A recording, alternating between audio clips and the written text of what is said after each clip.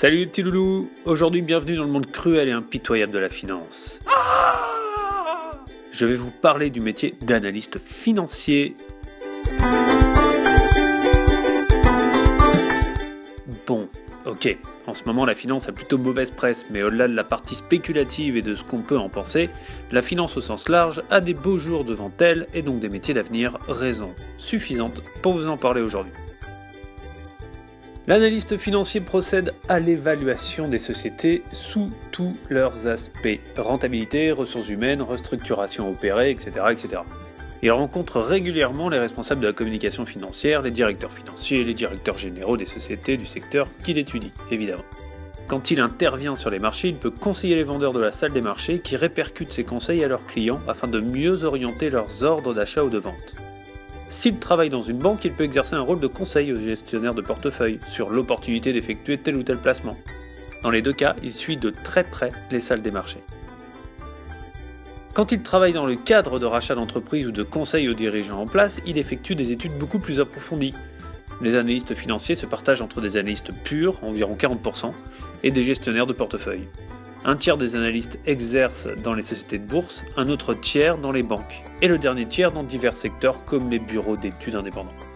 La quasi-totalité des analystes exercent en région parisienne au sein d'un siège social. Le métier est aujourd'hui très féminisé. Et ouais les petits loups. L'analyse financière requiert des bases théoriques solides en droit, économie, marketing et finance. Le niveau Bac+5 est exigé. Les formations se font soit dans les écoles de commerce, soit à l'université. Diplôme d'école de commerce et de gestion, spécialité finance, diplôme d'ingénieur complété par une spécialisation finance, diplôme d'IEP, spécialité économie finance, master professionnel, genre finance d'entreprise et des marchés, finance d'entreprise, banque et finances européennes, macroéconomie monétaire, bon bref j'en passe et des meilleurs.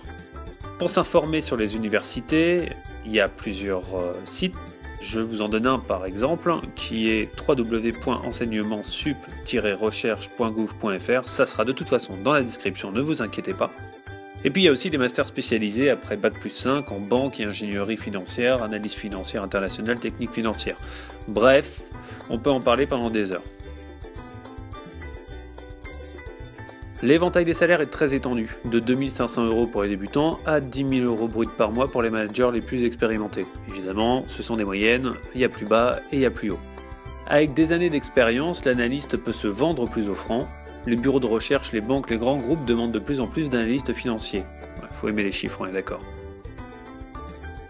Bon, c'est clair, on est loin d'un métier qui vous donne la sensation de rendre le monde meilleur, mais chacun fait son choix au moment venu. Ce métier demande aussi des études supérieures poussées, donc des sacrifices studieux, mais plusieurs voies vous y amènent quand même.